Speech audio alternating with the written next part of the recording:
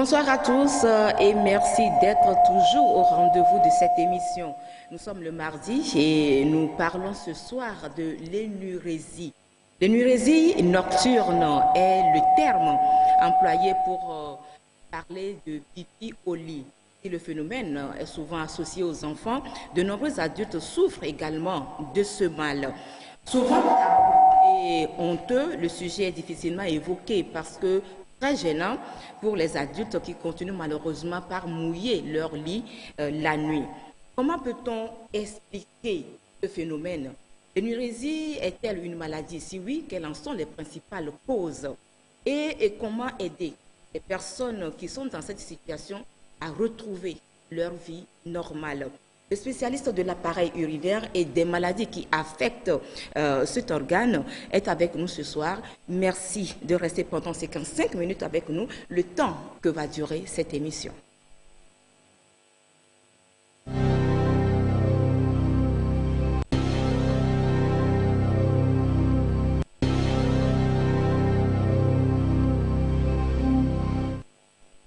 Nous avons le plaisir de recevoir sur le plateau ce soir Dr Ferdinand Essodina Padja. Il est chirurgien urologue en service au centre hospitalier universitaire Sylvanus Olympio.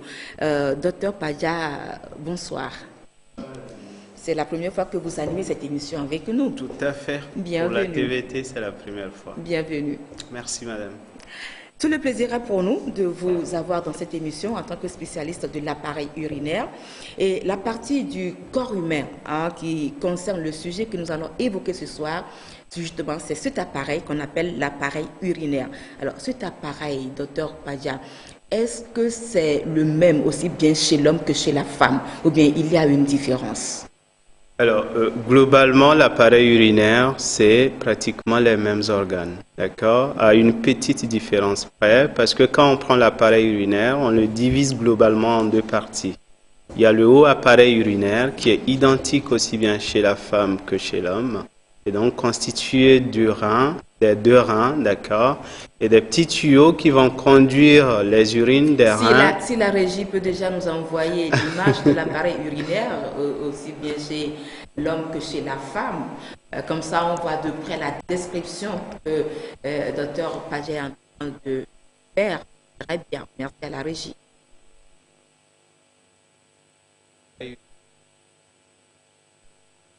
Non, ce n'est pas ça.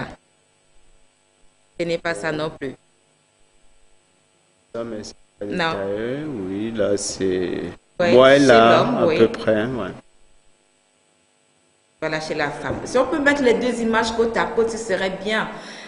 C'est quand même, c'est ce qu'on s'était dit, monsieur le réalisateur. Ce n'est pas trop grave. Alors, docteur. Donc voilà, donc je vais continuer. Je disais que l'appareil urinaire, en gros, on le divise en deux parties. Le haut appareil urinaire qui est identique chez l'homme que chez la femme, donc constitué des deux reins qui vont produire les urines, et ces urines, d'une façon continuelle, vont quitter les reins pour descendre dans la vessie.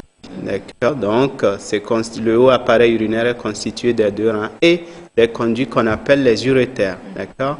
Et le bas appareil urinaire, quant à lui, est constitué globalement de la vessie et d'un petit conduit par lequel sortent les urines, c'est l'urètre. Mais la seule différence par rapport à l'homme, c'est que en dessous de la vessie chez l'homme, il y a un autre appareil qu'on appelle la prostate qui est totalement solidaire à cet appareil. Et donc, quand on parle du bas appareil urinaire chez l'homme, on ne s'arrête pas uniquement à la vessie et à l'urètre comme chez la femme. Donc, on associe intimement la prostate. Donc, voilà la petite différence par rapport aux deux sexes. Voilà. D'accord. Merci beaucoup pour cette explication sommaire de l'appareil urinaire, histoire de planter le décor, et je crois que vous l'avez bien compris. Alors, venons-en au sujet qui nous rassemble ce soir sur ce plateau. Il s'agit de l'énurésie. Oui. L'énurésie, dites-nous, qu'est-ce que c'est? Alors, l'énurésie, comme vous l'avez dit dans votre introduction, c'est ce que nous appelons communément faire pipi au lit. En fait, c'est une situation qui conduit l'enfant ou la personne, parce que ça peut être aussi une personne adulte, à perdre les urines d'une façon involontaire, non contrôlée, d'accord, mais durant le sommeil. Donc, c'est cette entité qui fait la différence par rapport à la simple incontinence, parce que l'énurésie, c'est la perte d'urine, mais il faut que ça soit durant le sommeil. Et cette perte ne réveille pas forcément la personne pour qu'elle aille uriner. Voilà, donc c'est ça en gros l'énurésie. D'accord. Vous avez parlé du sommeil, ça se produit pendant le sommeil. Alors, est-ce que c'est pendant la nuit, en pleine nuit, que le phénomène se produit ou bien en plein jour aussi, on peut de façon involontaire mouiller son lit? Oui, c'est une très belle question et qui amène aussi les sociétés savantes un peu dans une difficulté de la définition de l'énurésie. Pourquoi? Parce que à la base, quand on dit énurésie, on n'est pas censé ajouter le mot nuit, parce que ça sous-entend que c'est durant la nuit. Mais dans nos pratiques d'une façon quotidienne, il nous arrive de constater que certains patients viennent vers nous et dans leur description de leurs symptômes, ils rapportent qu'ils perdent aussi les urines en dormant durant le jour.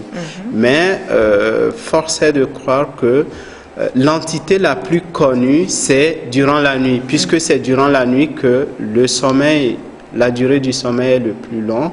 Et donc, c'est pour ça qu'on parle d'énurésie, mais en précisant actuellement énurésie nocturne.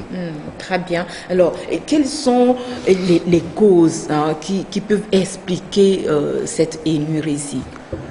L'énurésie, d'abord, il faut distinguer ce qu'on appelle une énurésie primaire, d'accord, qui survient chez une personne qui n'a jamais eu de propriété. C'est ce que nous appelons quand quelqu'un arrête de faire pipi au lit pendant un moment, c'est ce que nous appelons propriété.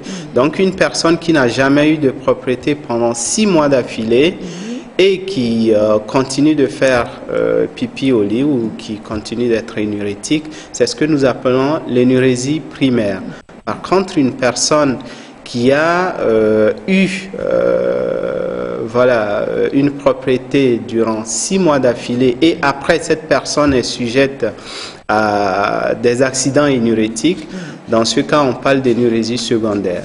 Alors quand on prend l'énurésie primaire, généralement il y a ce qu'on appelle des facteurs physiopathologiques. Généralement, il n'y a pas une cause assez pertinente comme ça pour nous dire que voilà ce qui est à l'origine des accidents énurétiques. Donc ces facteurs, on est arrivé à les découvrir par des explications, par des recherches qu'on a eu à faire. On s'est rendu compte que souvent, ces personnes produisent beaucoup plus les urines durant la nuit que le jour. Donc, ce qui fait que le volume urinaire la nuit est plus important que le volume urinaire dans la journée. Ça, c'est le premier facteur. Le deuxième facteur, c'est que ces personnes ont une capacité vésicale nocturne moindre. Cette capacité vésicale, en fait, c'est la quantité d'urine que la vessie est capable de contenir avant que la personne puisse avoir la sensation d'aller uriner. D'accord? Donc, on s'est aussi rendu compte que cette capacité était un peu moindre chez ces personnes. Et le troisième point, c'est le fait que ces personnes avaient un seuil d'éveil très élevé. C'est-à-dire que tous les stimuli, le bruit ou autres qui peuvent réveiller une personne quand la personne dort, chez ces personnes, le degré pour pouvoir être réveillé est beaucoup plus élevé. Donc, il faut des stimuli beaucoup plus importants avant que ces personnes ne se réveillent. Donc, en dehors de ces principaux facteurs physiologiques que nous avons découverts, il y a aussi une petite influence héréditaire parce que dans notre pratique quotidienne, on s'est aussi rendu compte que souvent, les enfants ou les jeunes qui viennent nous voir, en cherchant, en creusant, on se rend compte que dans la famille, il y a une histoire. Le papa avait été énurétique dans peut-être 20% des cas, la maman pareil, et les frères et sœurs, on retrouvait aussi. Donc, on s'est dit, finalement, c'est qu'il y a des traits héréditaires qui pouvait aussi intervenir dans la genèse des accidents énurétiques. Et en dehors de ça aussi, il y a quelques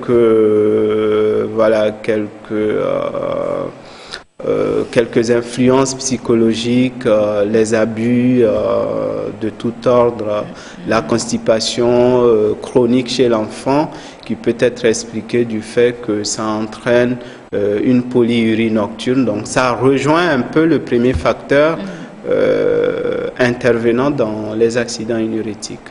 Donc voilà d'une façon assez brève comment on peut comprendre qu'est-ce qui cause ou bien qu'est-ce qui est à l'origine, ou bien qu'est-ce qui peut nous expliquer les accidents énurétiques.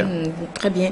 Alors, je ne sais pas si vous en avez fait mention, mais est-ce qu'il n'y a pas certaines maladies qui peuvent être facteurs favorisant l'énurésie? Effectivement, il y a des facteurs favorisants. Alors là, on rentre dans le cadre beaucoup plus de l'énurésie secondaire, parce que ces personnes qui étaient secs pendant un bon bout de temps, et puis à un moment, ils commencent à avoir des accidents énurétiques. Donc souvent, c'est surtout chez eux qu'il faut fouiller, voir pourquoi cette personne, d'un seul coup, commence à être énurétique. Donc, ça peut être le diabète qui favorise un peu la polyurie nocturne. Donc, ces patients produisent beaucoup d'urine la nuit, d'accord? Donc, on a aussi certaines démences.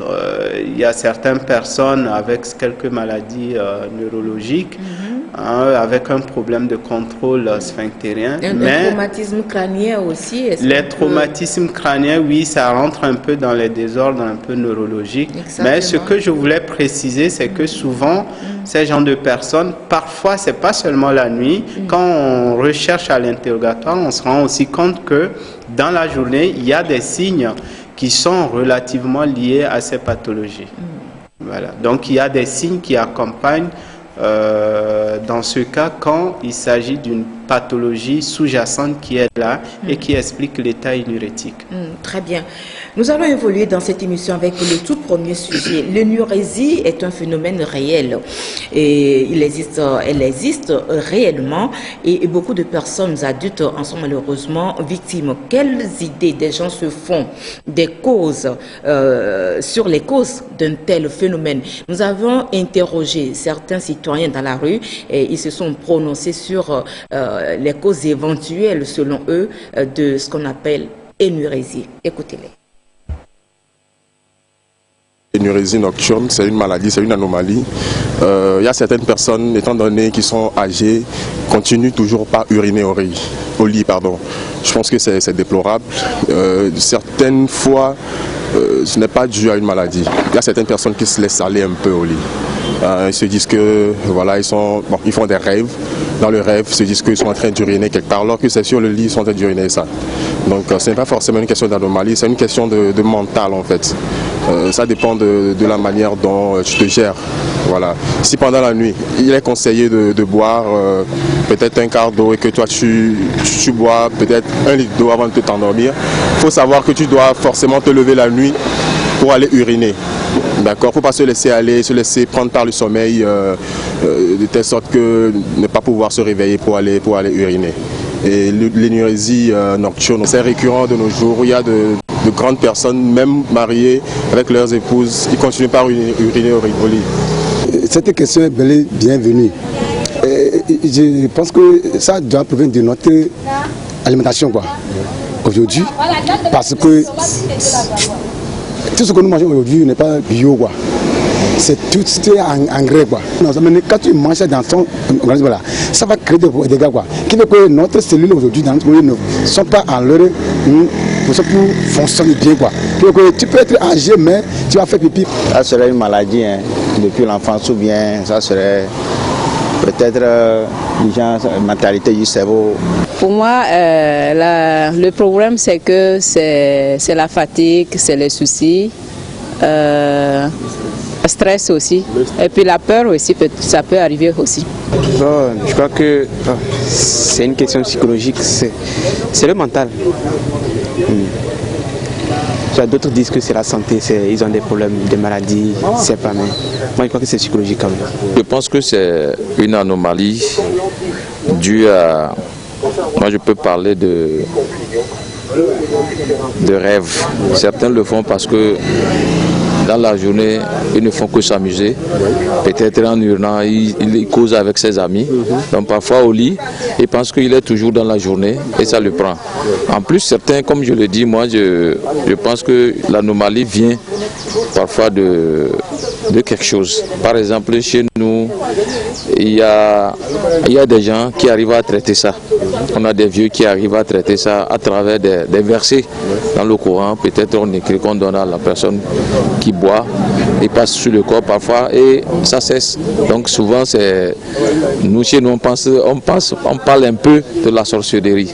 C'est-à-dire que cela est dû à ça et que la nuit, il le fait. D'autres aussi, bon, ça c'est sur le plan scientifique, on peut dire dans la nuit, ils boivent beaucoup.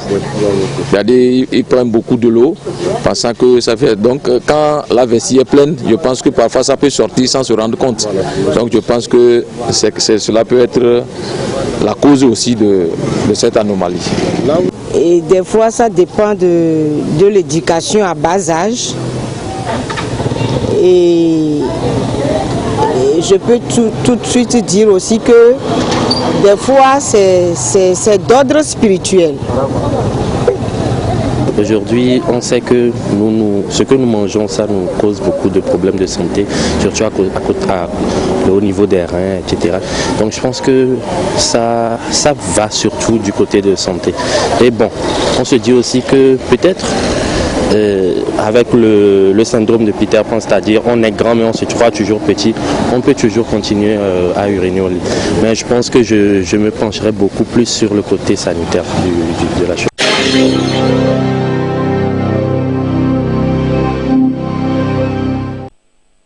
Voilà, docteur Padja, vous les avez écoutés.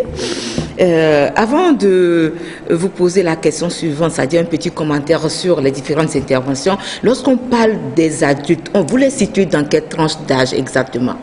Bon, la définition d'adulte, c'est au-delà de 18 ans, 18 ans en allant.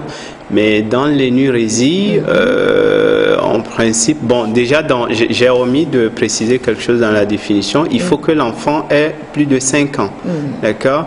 Et généralement, on parle d'énurésie chez l'enfant de 5 à 9 ans, d'accord?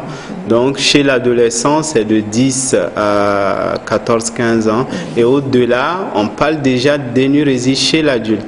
Parce que je pense que dans la définition, on tolère que l'adolescent, voilà, il est encore jusqu'à 15 ans, il y a encore une chance qu'il puisse récupérer spontanément. Et au-delà, on parle d'énurésie chez l'adulte. Très bien. Voilà. Et je crois que ce soir, ce qui va nous intéresser le plus, c'est l'énurésie chez les adultes. Même les personnes au-delà de 50 ans, j'en connais, et qui font pipi au lit, malheureusement, et ils en sont malades. Ok? Alors maintenant, vous les avez écoutés, les idées ont été diversement exprimées. Alors votre réaction? Oui. Alors, j'ai beaucoup aimé l'intervention du premier interlocuteur. Il a évoqué pas mal de facteurs, d'accord, notamment les facteurs concernant les boissons dans la nuit, et puis le fait que ces personnes, il a utilisé un terme qui est assez dur envers ces personnes. Il a dit qu'ils se laissent aller. Mais ces personnes, c'est pas qu'ils se laissent aller. Ils sont bien conscients et je ne pense pas que si quelqu'un a la possibilité d'arrêter, il va se laisser aller comme ça. Donc, sa réaction rejoignait un tout petit peu le troisième facteur que j'avais cité, c'est le seuil d'éveil qui est trop élevé chez ces personnes et donc elles n'arrivent pas à se réveiller quand voilà, la vessie se remplit et que ça envoie les stimuli ou bien ça envoie l'influx, le message pour dire que la vessie est remplie. Normalement, une personne normale doit se réveiller. Mais chez ces personnes, ils n'arrivent pas. Ils n'arrivent pas parce que leur seuil d'éveil est est souvent élevé. Ok. Comme cause, ils ont également mis l'accent, entre autres, sur le mental. Je crois que 2 personnes ont fait allusion au mental et il y a également 2 personnes qui ont parlé de la mauvaise alimentation aujourd'hui qui serait la cause du déséquilibre ou bien du mauvais fonctionnement de nos cellules. Alors, une réaction sur ces 2 aspects précisément. Le mental, ça peut effectivement être un facteur. J'avais parlé tout de suite de l'abus. Quand on dit abus, c'est qu'il y a une répercussion un peu sur le mental, sur notre psychologie. Donc ça peut être un facteur. Mais après, on n'a pas une définition scientifique comme ça pour vraiment incriminer cela. D'accord? Alors, quant à l'alimentation de diverses qualités, de mauvaise qualité, parce qu'on mange trop ce que nous importons, c'est vrai, ça a souvent des répercussions néfastes sur des conséquences sur notre santé, mais pas précisément concernant l'énurésie, parce que l'énurésie, on en a parlé tout de suite.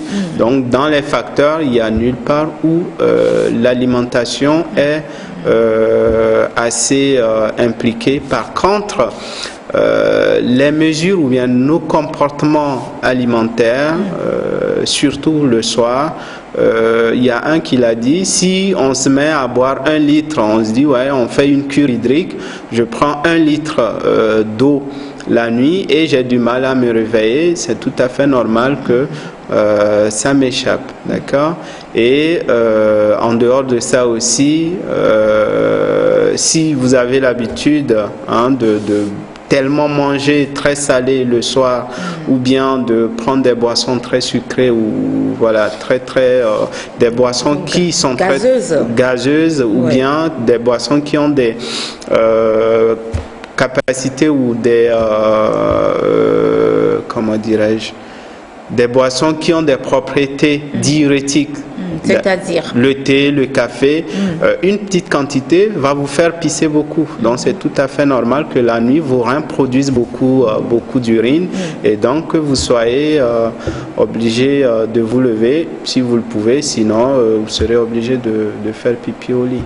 Alors, pour ce qui concerne les personnes âgées, est-ce que le vieillissement peut être un facteur déclenchant l'énurésie?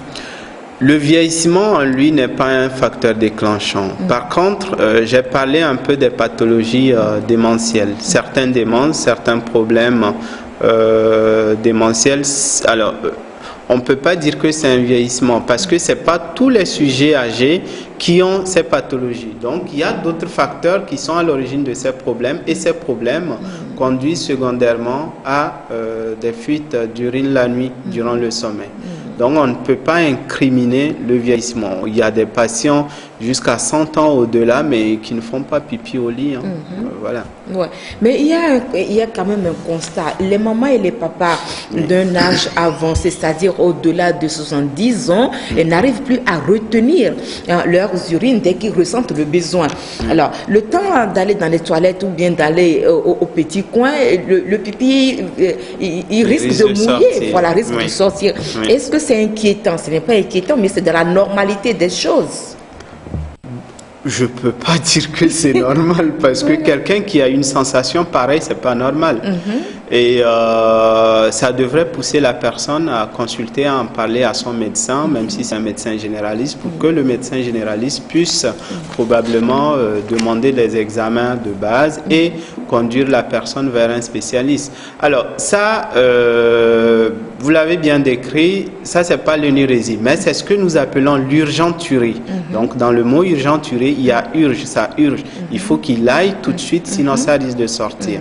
Et ça, nous, en tant qu'urologues, chaque fois qu'on reçoit quelqu'un, que ce soit une dame ou un monsieur qui vient vers nous pour ça, il y a des questionnaires qu'on pose, qu'on utilise pour détecter parce que c'est beaucoup de pathologies qui peuvent expliquer cela.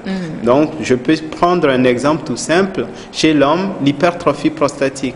C'est le premier facteur qui entraîne ces genres de symptomatologie. Donc tout de suite, on va l'interroger, on va l'examiner, on va voir dans la journée comment il urine et tout, et on trouvera la cause pour le traiter. D'accord? Alors, chez la dame, c'est le plus souvent une infection au niveau de la vessie. C'est ce qu'on appelle une cystite. C'est l'inflammation de la paroi vésicale qui fait que la vessie, elle est très sensible. Et donc, une petite quantité d'urine, certes toute petite, elle entraîne des stimuli assez importants des barorécepteurs qui font que le patient, il n'a pas le temps de pouvoir contrôler et tout de suite, il faut qu'il aille uriner. Et deuxième chose, c'est que ça entraîne aussi ce qu'on appelle une hyperactivité vésicale. La vessie se contracte d'une façon permanente et elle ne se contrôle pas. Normalement, quand on ne va pas uriner, le cerveau ou bien notre système nerveux commande la vessie de se calmer, de ne pas se contracter. Mais il y a certains états pathologiques comme l'hypertrophie prostatique, comme les cystites, d'autres pathologies énormément neurologiques et tout, qui entraînent cet état de la vessie qu'on appelle l'hyperactivité vésicale, donc qui pousse les gens à uriner d'une façon très précipitée. Et si ils n'ont pas le pot à côté, les urines risquent de sortir. Voilà. Donc c'est pas normal, pour résumer, c'est pas normal. Il faut que ces personnes puissent consulter, que le médecin puisse les examiner, que le médecin puisse demander les examens qu'il faut et qu'on puisse trouver une solution à ça. Très bien. Je vois que le thème de ce soir n'est pas affiché en bas de l'écran et donc ceux qui nous suivent ce soir ne sauront pas de quoi il est question dans l'émission Santé d'abord de ce mardi. Alors je ne sais pas si on a quelques soucis au niveau de l'infographie. Veuillez nous en excuser. Peut-être que d'ici la fin de l'émission, vous aurez le thème de cette émission. Moi, je vous le rappelle tout de suite, c'est l'énurésie, cause et traitement. L'énurésie chez les adultes, cause et traitement. On sait que les enfants font beaucoup pipi au lit, mais ce ne sont pas les cas des enfants qui nous intéressent ce soir, mais plutôt le cas des personnes adultes. Cause et traitement. Merci à la régie de nous afficher le thème de l'émission si possible. Alors, nous continuons cette émission, docteur Padja. Alors, où est-ce que nous en sommes? Voilà, je me perds un peu parce que j'ai quitté un peu mon domaine pour aller du côté de la régie. Alors, vous avez parlé de l'énurésie primaire. Je crois savoir que vous voulez faire allusion à cette personne-là qui font pipi au lit de façon occasionnelle ou bien accidentelle. C'est-à-dire quelques rares fois. Alors, ces quelques rares fois, est-ce qu'on peut trouver une cause à ça aussi? Alors, primaire, en fait, ça veut dire en réalité ceux qui n'ont jamais connu une période de sécheresse, d'accord? C'est-à-dire qui n'ont jamais été propres, c'est ça primaire. Donc, occasionnel ou fréquent, ça c'est en termes de classification de la gravité. Il fallait aussi que je le rappelle. Donc, on les classe ces patients, d'accord? Donc, quand c'est généralement moins de une fois dans la semaine, on parle de minime, c'est pas trop grave. Quand c'est 1 à 2 fois dans la semaine, on parle d'énurésie modérée, et quand c'est plus de 3 fois dans la semaine, c'est une énurésie sévère. D'accord? Donc pour revenir un peu dans la classification en termes de gravité. Voilà. Donc votre question c'était? Non, ma question c'était de savoir s'il y a des causes qui peuvent expliquer aussi cette énurésie accidentelle ou bien occasionnelle. Occasionnelle, donc on est dans la forme, c'est pratiquement les mêmes facteurs. C'est les mêmes facteurs, que ce soit la gravité n'exclut pas ou bien ne différencie pas. Ça ne change pas les facteurs favorisants, non, c'est les mêmes facteurs, c'est les mêmes pathologies qui peuvent être sous-jacentes et entraîner l'énurésie, c'est les mêmes choses. Ok. Dans la documentation pour cette émission, j'ai lu quelque part, vous savez aujourd'hui l'Internet nous ouvre tout un éventail d'opportunités de recherche et tout. Alors j'ai lu quelque part que le tabagisme, l'ébriété ou bien l'état onirique constituent les causes de l'énurésie occasionnelle ou bien accidentelle. Est-ce que c'est vrai tout ça? Alors, on peut l'expliquer par le fait que le tabagisme entraîne certains symptômes, surtout au niveau de la vessie. D'accord? Et ces symptômes, c'est un peu l'urgenturie dont vous avez parlé, ou bien les impériosités, des pollakiuries. Donc, ça sous-entend qu'il y a une élimination de toxines au niveau de la vessie qui entraîne une irritation de la paroi vésicale et donc qui peuvent conduire à avoir certains symptômes. D'accord? Mais dans les vraies revues scientifiques urologiques, il n'a jamais été question, on n'a jamais incriminé le tabac en tant que tel, mais je pense que par extension aux effets du tabac sur la paroi vésicale, ça peut expliquer tout à fait. Ça peut expliquer. D'accord. Voilà. Alors, je voulais vous dire que tout à l'heure, le réalisateur de cette émission m'a fait savoir que le thème est déjà affiché. D'ailleurs, dès les premières minutes du début de cette émission, moi, je l'ai réclamé parce que l'écran témoin qui est devant moi dans ce studio, je ne vois rien affiché. Alors, c'est tout à fait normal que je réclame. Alors, si vous avez déjà le thème de l'émission, moi, je ne peux que m'en réjouir. Merci beaucoup à la réalisation et merci beaucoup à la régie. Alors, nous passons au deuxième sujet de cette émission. Lorsqu'on urine 2 à 3 fois par semaine sur le lit, ce n'est plus occasionnel ni accidentel. Ouais. Cela doit forcément inquiéter lorsqu'on est surtout adulte. Ça fait déjà 2 ans que la jeune femme dont vous allez écouter tout à l'heure le témoignage mouille son lit presque toutes les semaines. C'est désespérément qu'elle a décidé d'aller voir un urologue lorsque tous les traitements traditionnels ont échoué. Alors, comment est-ce que ça s'est passé et comment est-ce que sa consultation avec son urologue s'est-elle déroulée? Elle s'est confiée à l'équipe de Santé d'abord. Nous l'écoutons.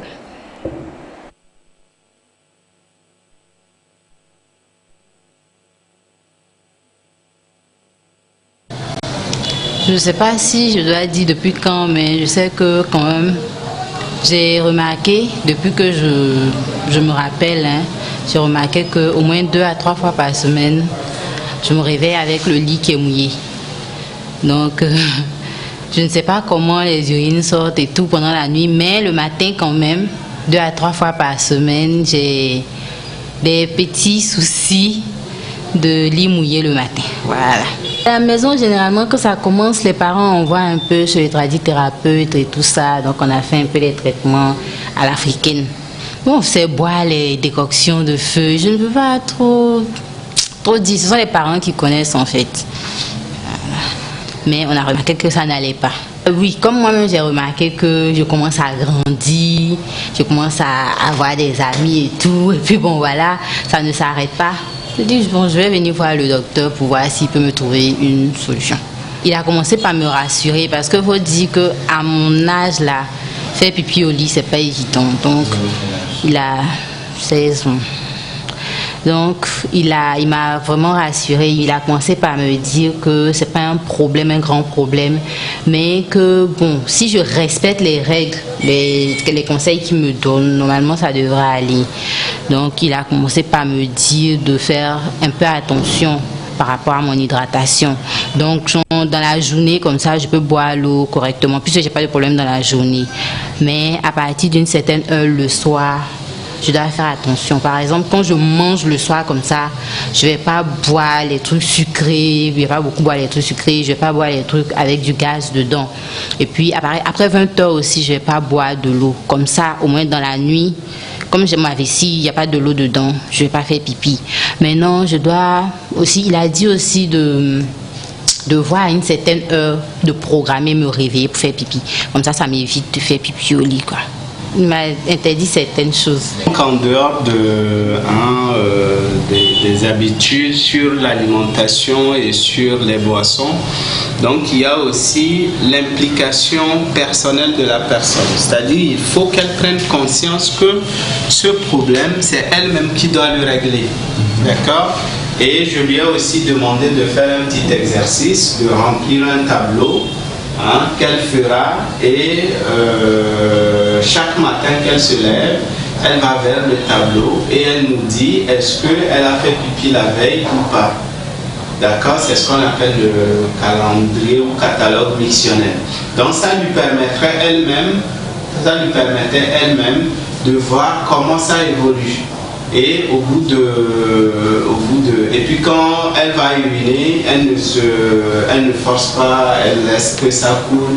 Quand elle a envie d'uriner, elle trouve toujours l'occasion d'aller tout de suite uriner. Ça va aller. Il avait dit de faire un truc genre, il avait dit de prendre une feuille et puis de faire un peu comme des carreaux dessus, avec les dates dessus. Donc, quand je me réveillais le matin, si j'avais fait pipi au lit, je marquais sur le carreau de la date. Donc, c'était comme ça. Maintenant, bon, je sais pas, il a donné un nom bizarre, mais moi, j'ai pas retenu ça. Donc, c'était un peu comme un calendrier comme ça. Et puis, je marquais chaque jour si j'avais fait pipi ou pas. Donc, au fur et à mesure,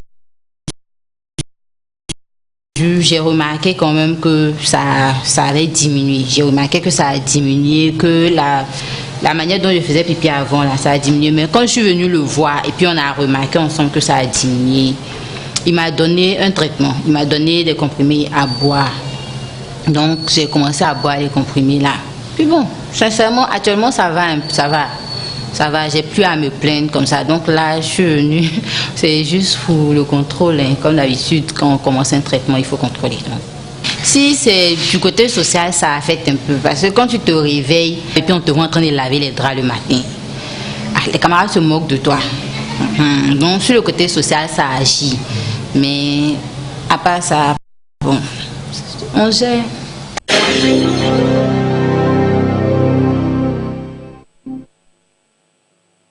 Voilà, nous souhaitons beaucoup de courage à notre amie, à notre sœur. Docteur Padja, dites-nous, chez votre patiente, êtes-vous quand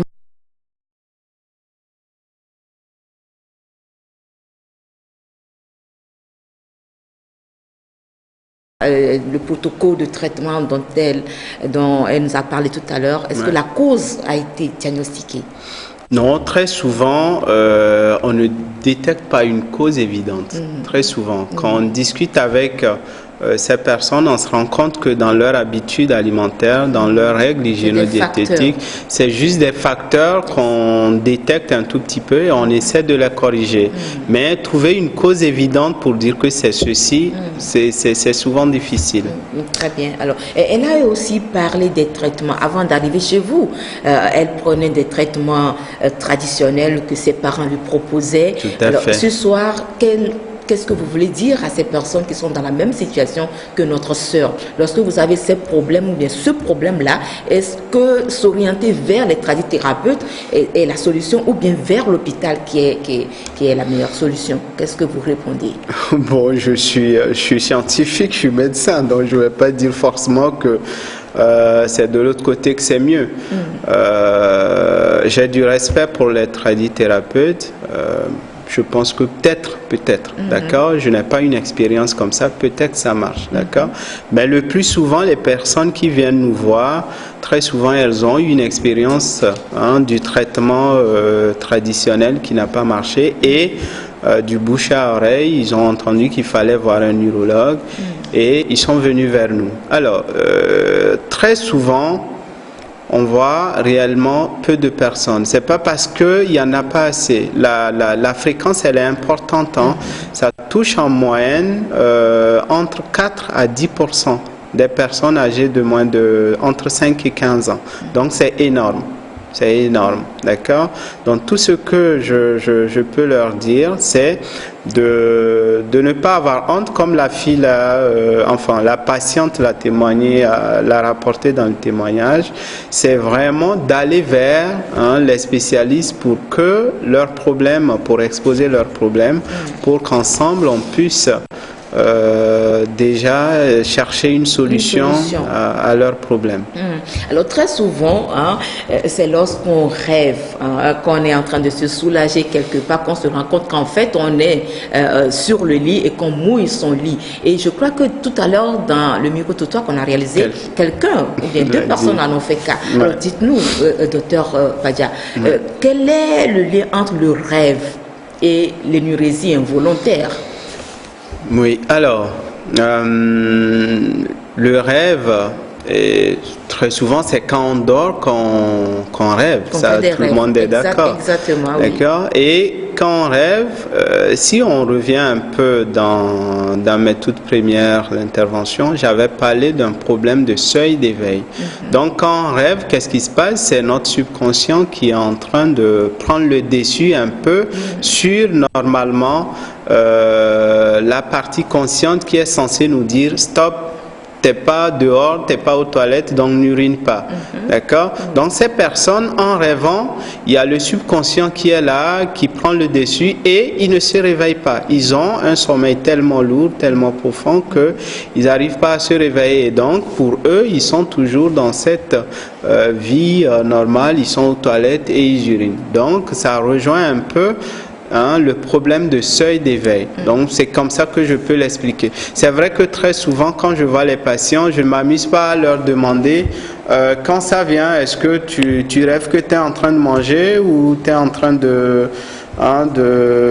d'aller faire pipi. Je n'ai pas cette habitude de leur poser la question, mais c'est surtout l'interlocuteur qui m'a fait penser à ça. Je me dis, bon, peut-être que c'est vrai. Très bien. Alors, lorsque ça devient répétitif, lorsque ça devient fréquent, l'on s'inquiète. Et on se pose plusieurs questions. Par exemple, à qui en parler? À qui en parler? À qui se confier? Parce que à qui en parler? Vous l'avez dit tout à l'heure, lorsque vous avez de ces problèmes-là, ne pensez plus à autre chose sauf aller vers un spécialiste. Je crois que cette question-là a déjà sa réponse. Maintenant, à qui se confier? Je l'avais déjà dit dans mon intro que le sujet, il est un peu tabou. Et c'est un sujet honteux, on n'aime pas en parler. Alors, à qui se confier dans ce genre de situation? Ces personnes qui sont désespérément, vraiment, je ne sais pas, moralement atteintes, à qui se confier? Et la grande question, c'est comment faire pour que ça cesse? Et je crois que ce soir, vous êtes là pour les rassurer. Alors, la première chose, c'est qu'il ne faut pas qu'ils soient abattus moralement. Et puis, je touche aussi un mot à l'entourage de ces personnes. Parce que très souvent, même si la personne est très forte moralement, l'attitude de l'entourage décourage. C'est-à-dire qu'un gamin dans une famille qui, peut-être il a 8 ans, 9 ans, il fait pipi au lit, son petit frère qui a 3 ans, nickel, il est sec et tout. Et les parents, au lieu d'apporter leur aide, leur soutien au gamin pour l'aider, tout le temps, c'est la bastonnade, c'est les insultes. On le compare à son petit frère et tout. Donc, ce que j'aimerais apporter, c'est que ces personnes ne doivent pas subir de violence, quelle que soit la violence. On doit plutôt leur tendre la main, surtout les enfants, parce que eux-mêmes, parfois, ils ne comprennent pas ce qui les arrive. Ils sont parfois obligés de le cacher. Ils sont à l'école, ils ont peur, ils ont honte devant leurs amis et tout. Donc déjà, il faut que l'entourage soit compréhensible envers eux, d'accord? Et après, il faut que si c'est un enfant, il faut que les parents lui disent, écoute, c'est pas normal, donc on va aller voir tel pour qu'il nous aide. Et donc déjà, le fait que l'enfant sente que les parents voient et puis ils veulent l'aider, ça le rassure un peu. Et lui-même, il sera apte à pouvoir se confier, à pouvoir dire réellement ce qu'il a, le problème qu'il a pour que le médecin puisse l'aider. D'accord? Ça, c'est le tout premier point. Après, le deuxième point, c'est que quand c'est une personne adulte, d'ailleurs c'est le thème, quand c'est une personne adulte, elle n'a pas besoin que quelqu'un de l'entourage vienne lui tendre la main pour l'amener. Il faut qu'elle prenne son courage à deux mains. Tout ce que j'aimerais dire, c'est que la personne n'a pas provoqué cela. C'est une pathologie comme les autres. Pourquoi avoir honte? Il faut aller vers le spécialiste, expliquer la situation au spécialiste pour que le spécialiste puisse trouver les solutions. Une solution. Voilà. Très bien. Alors, nous aimerions sûrement savoir ce soir comment fonctionne le mécanisme lorsque la vessie est pleine et qu'il faudra la vider. Et comprendre aussi le phénomène de pourquoi urine-t-on involontairement au lit ou bien sur le lit. Voici l'explication schématisée que nous donne le docteur Padja. Nous le découvrons cette fois-ci sur son lieu de travail, bien évidemment, en blouse. Tout de suite, l'interview du docteur Padja. l'appareil urinaire, on le divise en gros en deux grandes parties. Donc on a le haut appareil urinaire qui est constitué des reins et de petits conduits qui vont amener les urines produites par les reins jusqu'au niveau de la vessie. Et le bas appareil urinaire qui est constitué par la vessie, qui est une poche contenant les urines, et l'urètre. Et chez l'homme, il ne faut pas aussi oublier la prostate qui, en réalité, fait aussi partie à la fois de l'appareil urinaire et de l'appareil génital. Donc, le haut appareil urinaire, son rôle, c'est de produire les urines. Et les urines, elles sont produites comment? C'est par l'ultrafiltrat du plasma. Et donc, les reins permettent de dégager un peu les déchets de l'organisme, et ceux-ci sont éliminés dans les urines. C'est une production un peu continue. Quand les conditions sont réunies, les urines sortent très bien.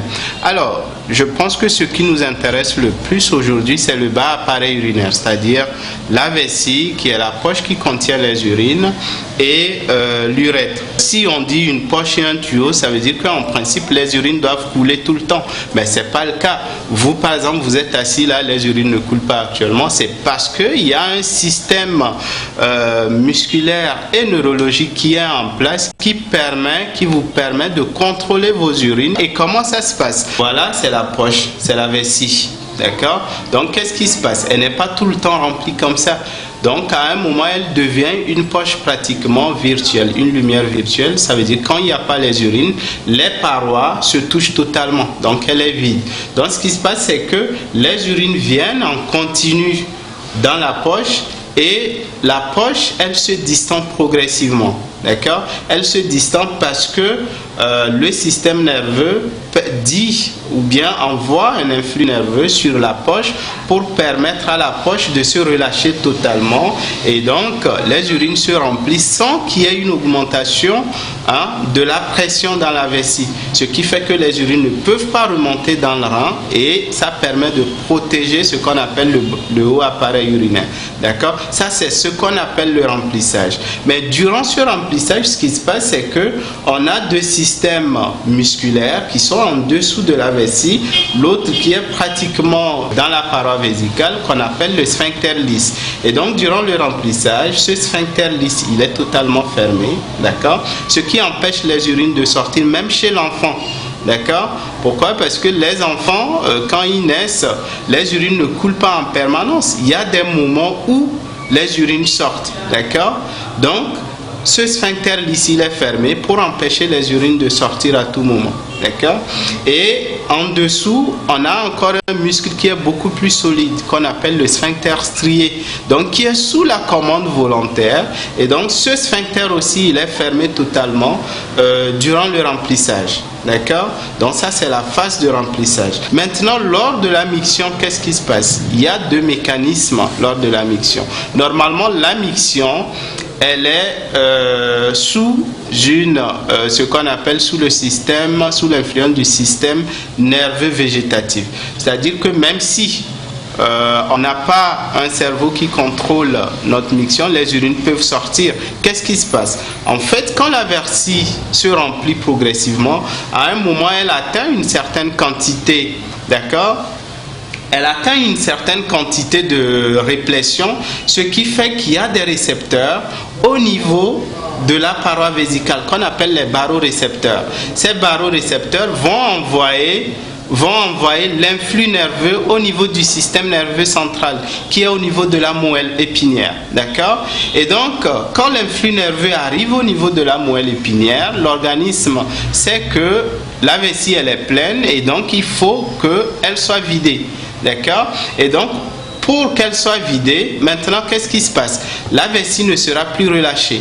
La vessie va se contracter, d'accord, par l'intermédiaire d'une stimulation à travers les nerfs, ce qu'on appelle les nerfs hypogastriques. Cette vessie va se contracter pour permettre la sortie des urines. Mais si la vessie se contracte et que les muscles ou bien les sphincters sont toujours fermés, les urines ne pourront pas sortir. Donc ce qui se passe, c'est que au même moment que la vessie se contracte, au même moment, il y a les deux sphincters qui sont ouverts pour que les urines puissent sortir. D'accord? Donc ce sphincter, lui, c'est involontaire. Une fois que les barorécepteurs envoient l'influx et que la vessie commence à se contracter, ils vont s'ouvrir tout de suite. Par contre, le dernier sphincter, qui est le sphincter strié, lui, il est sous la commande volontaire. Donc c'est pour ça que chez l'adulte, quand vous avez envie d'uriner, si vous êtes en réunion ou autre chose, vous n'allez pas uriner parce que vous avez envie d'uriner. Vous attendez à avoir toutes les conditions, notamment être seul dans les toilettes et tout, pour pouvoir uriner. Donc c'est ce sphincter qui joue le rôle. C'est pour ça qu'on l'appelle le sphincter strié ou le sphincter volontaire. D'accord? Parce que c'est lui qui va commander d'une façon volontaire si il faut aller uriner ou pas. Donc, les deux phénomènes, c'est ce qu'on appelle la synergie vésico-sphinctérienne.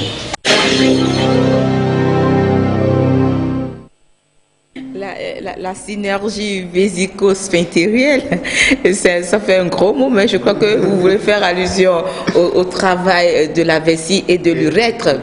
Pour le bon fonctionnement de l'appareil, il faut une synergie entre ces deux organes. C'est tout, voilà. C'est ce que ça veut dire. Alors, vous me donnez combien? Si vous devez me noter. Merci beaucoup. Alors, venons-en maintenant au traitement. C'est ce qui intéresse ceux qui nous regardent ce soir. Ouais. Est-ce qu'il existe un traitement? Non, je sais déjà qu'il existe un traitement médical. Mais la grande question, c'est de savoir si ce traitement est efficace. Dites-nous. Si ce n'était pas efficace, je n'allais pas être là sur le plateau ce soir. Quand les patients viennent, pour toute pathologie, il y a... Et puis ce que je voulais préciser, docteur Padja, lorsqu'un enfant de 5 ans urine, jusque-là, on se dit que ce n'est pas inquiétant. Moi, mon enfant de 5 ans, s'il continue par faire pipi au lit, je ne vais pas m'inquiéter. Mais ma fille ou bien mon garçon de 15 ans, 17 ans, 18 ans, là, ça devient inquiétant. Et c'est de ça on parle ce soir. Oui. Je voudrais que vous mettiez l'accent sur ça. Oui. Dans la définition, si on revient à la définition, c'est à partir de 5 ans. Normalement, l'enfant est censé acquérir la propriété à l'âge de 3 ans. Entre 3 et 5 ans, c'est encore tolérable. Mais au-delà de 5 ans, c'est déjà inquiétant. Il faudrait l'amener, plus vous l'amenez le plus tôt, mieux c'est. D'accord? Donc là, on est au niveau du traitement. Bien sûr, il y a des traitements efficaces. Il y a des traitements efficaces, mais à chaque patient, son traitement. Voilà. C'est pour ça que souvent les gens qui ont un problème, qui vont aller voir tel ou tel dans le quartier, l'autre lui dit, oui, j'avais vu tel docteur, il m'a prescrit ceci, donc prends ça et tu vas voir. C'est pas ça la médecine. La médecine, c'est que chaque patient est unique. D'accord? Même si je reste dans mon bureau et je vois 100 énurétiques par jour, chacun est unique. D'accord? Raison pour laquelle c'est important qu'ils aillent voir le spécialiste. Le premier volet, comme je l'avais dit, c'est de rassurer. C'est d'informer. Je le dis toujours, un médecin, c'est d'abord un enseignant. Quand un patient vient vers vous, il faut lui expliquer ce qui lui arrive pour qu'il ne panique pas, pour qu'il comprenne. Plus il comprend, plus il adhère au traitement.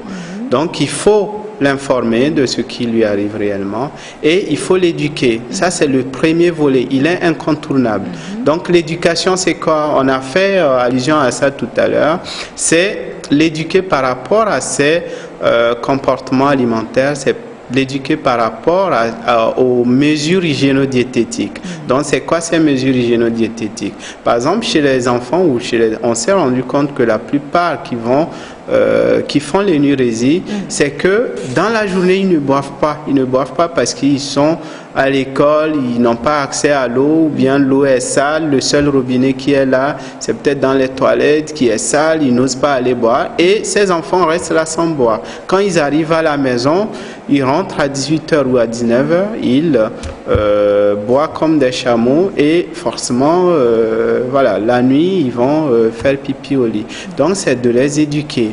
Ils répartissent très bien leur hydratation durant la journée. Quand ils se lèvent à 7h, ils prennent leur petit-déj, il faut qu'ils commencent déjà à s'hydrater. Ils s'hydratent très bien et jusqu'à partir de 18h, il ne faut plus qu'ils boivent assez. D'accord? En dehors de ça, dans la journée globalement, quand ils ont envie d'uriner, il ne faut pas qu'ils retiennent leurs urines. Il faut qu'ils aillent posément uriner d'une façon assez aisée, ne pas être crispé, se laisser que les urines coulent normalement. D'accord? En dehors de ça, quand le soir, vous allez dîner, vous prenez un repas tellement lourd et tout, forcément, quand vous allez dormir, vous saurez que votre seuil d'éveil est beaucoup plus allongé ou bien beaucoup plus élevé que la normale. Donc, ce qui fait que ces enfants ou bien ces personnes souffrant d'énurésie, on leur conseille de ne pas avoir des repas trop copieux aussi le soir ou des repas trop salés. Pourquoi? Parce que les repas trop salés vont l'obliger à boire parce qu'il aura soif la nuit. Quelqu'un qui a très soif, il a l'eau à côté, ben, c'est difficile de se retenir, c'est de la torture. Donc, en faisant ça, et avant d'aller se coucher, ils vont forcément aller vider le peu d'urine qu'il y a dans la vessie. Donc, la vessie mettra un peu de temps avant de se remplir. Donc, en fonction de la gravité des accidents, on verra est-ce qu'il faut mettre des alarmes ou pas. Les alarmes, c'est quoi? Les alarmes, en fait, bon, c'est l'alarme de réveil. D'accord? C'est des systèmes qu'on met en place pour permettre aux patients de se réveiller à des heures assez précises dans la nuit pour uriner. Donc, et tout ça, ça fait partie du traitement? Tout ça, c'est le traitement. C'est le traitement? C'est le traitement. Et non les mesures de précaution? Des mesures de précaution, parfois je m'arrête à ça et je ne mets aucun traitement. Mais il existe quand même un traitement médical. Ben oui, on est en train de venir. Tout à fait. Ou bien fait intervenir la chirurgie. Tout à fait. Ok. La chirurgie, non. Ah, d'accord. La chirurgie, non. Par contre, les comprimés et tout, oui. Mais on commence toujours par des moyens assez simples pour permettre à la personne de pouvoir récupérer ou bien de retrouver sa propriété. Exactement. Et c'est quand ça ne va pas qu'on va mettre certains traitements ou dans certains types d'énurésie qu'on va mettre tel ou tel traitement. Donc en gros c'est ça. Donc les alarmes c'est quoi? Je vais aller assez vite.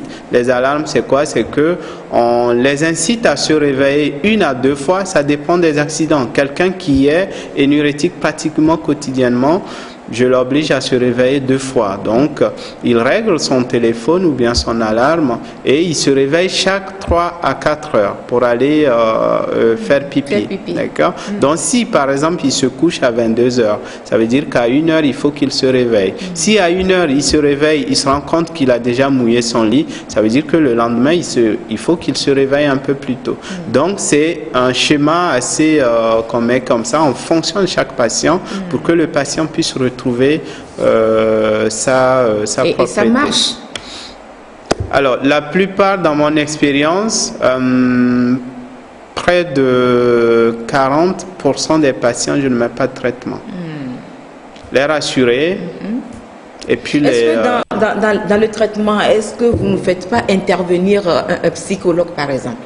Est-ce que la présence d'un psychologue n'est pas important? Oui. Un médecin, il est censé jouer un peu ce petit rôle de psychologue. D'accord. Alors, déjà, le fait de le rassurer, c'est de la psychologie. Justement. Déjà, le fait de l'informer sur ce qui lui arrive, il ne faut pas qu'il panique parce qu'il n'est pas le seul, ils sont nombreux. Donc, ça, déjà, c'est agir un peu ou bien lui donner agir un peu psychologiquement pour lui. Donc, très souvent, je n'adresse pas mes patients à des psychologues parce que j'essaie en même temps de jouer ce rôle-là. Voilà. Alors, dans la recherche désespérée d'une solution, c'est vrai que quelques idées reçues tournent autour de ce phénomène-là. Est-ce que vous en avez déjà entendu parler? Vous voulez partager une expérience avec nous? Des idées reçues concernant l'énurésie, chez les adultes surtout? Bon, une expérience personnelle... Franchement, non. Ok. Franchement, non. Donc mais tout de suite, quand j'écoutais un peu les intervenants, ceux que vous avez interviewés dans la rue, il y a d'autres qui parlaient un peu des choses mystiques, voilà. Après, comme je le dis, j'ai pas je sais pas. Parce que vous êtes scientifique. Vous ne non, pas forcément. Vous ne pouvez pas vous prononcer sur les choses mystiques ou bien les choses trop superstitieuses. Alors moi, j'ai une expérience ce soir à partager avec les chers téléspectateurs. En fait, un un jour, j'écoutais une émission sur une radio de la place et c'est une émission interactive. Donc, à un moment donné, les gens commençaient par appeler et l'invité répondait aux questions de tout genre, surtout dans le domaine de la santé. Alors, il y a une dame qui a appelé de façon désespérée. Elle a dit, j'ai ma fille de 12 ans qui continue par mouiller son lit. Et moi, ça me fait mal parce que quand elle se réveille, elle est toute triste, etc., etc. Alors, l'invité lui a dit, ah voilà, c'est le sujet qui m'intéresse ce soir. Alors, il a dit à la dame d'aller chercher la plante qu'on appelle la fougère. Il y a une plante qu'on appelle fougère et c'est une plante grimpante qu'on peut trouver dans les qui se trouve dans les palmiers. Alors voilà, qui pousse dans les palmiers. Alors le monsieur lui a dit allez trouver cette plante là et mettez la plante sous l'oreiller de votre fille et vous allez voir que elle va cesser immédiatement de faire pipi au lit. Alors quand j'ai écouté ça, l'émission passe un peu tardivement dans la nuit et quand j'ai écouté ça le lendemain, j'ai appelé une de mes cousines, dont la fille qui se retrouve être ma nièce, qui a le même âge et qui fait pipi au lit. Je lui ai dit, ah cousine, écoutez, mais qu'on ne risque rien à rien. J'ai entendu une information, on va essayer. Alors on va chercher la fougère et on a effectivement cherché la fougère. Et on l'a mis sous l'oreiller de ma nièce et elle dormait sur l'oreiller avec la feuille ou bien la plante de la fougère sous l'oreiller. Ma foi, elle a cessé d'uriner au lit. Et jusqu'à présent, elle a au-delà de 15 ans, le pipi s'est arrêté. Alors, la cousine a dit, mais la fougère a fait un miracle.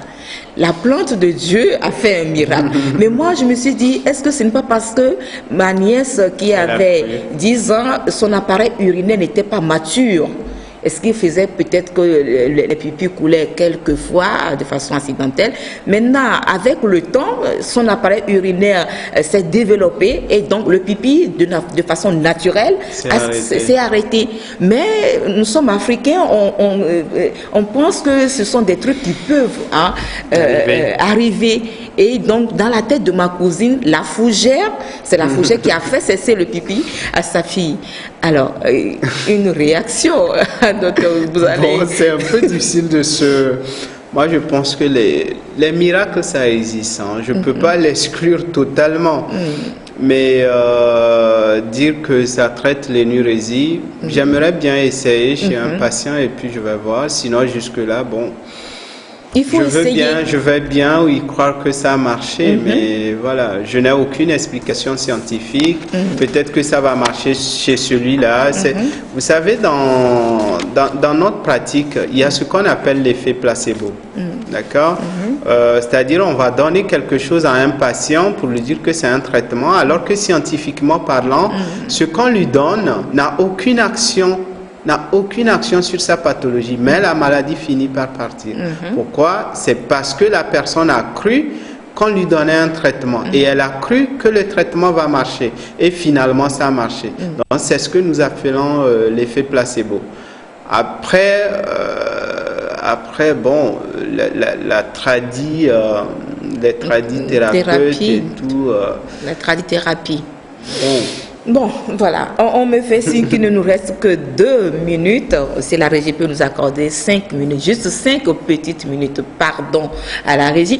Alors, dites-nous, docteur, les personnes âgées, alitées, à qui on met des couches, vous savez qu'il existe des couches adultes pour les adultes, ou bien les personnes malades, hospitalisées, victimes d'un AVC, on leur met des couches. Alors, est-ce que vous pensez qu'ils feront de façon volontaire pipi dans leurs couches? Est-ce qu'ils n'étaient pas dans leurs habitudes? Alors, cette façon, est-ce que ce n'est pas une manière de provoquer la rétention d'urine chez ces personnes-là? Qu'est-ce que vous en dites? Parce alors, que effectivement, chez les personnes alitées ou à mobilité réduite ou chez les personnes qui ont des soucis neurologiques, AVC, paraplégie et tout, déjà il faut vérifier que ces personnes, les urines qui coulent ne sont pas ce qu'on appelle une miction par regorgement. C'est-à-dire que c'est la vessie qui est tellement pleine à un moment que le sphincter n'arrive pas à contenir et donc le trop plein coule et ces personnes, on leur met la couche.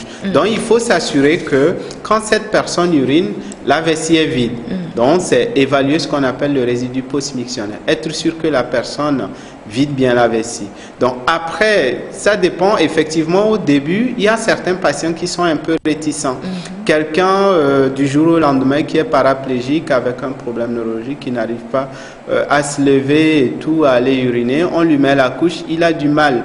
Mais progressivement, on lui fera comprendre que c'est nécessaire et donc ça va rentrer dans ses habitudes.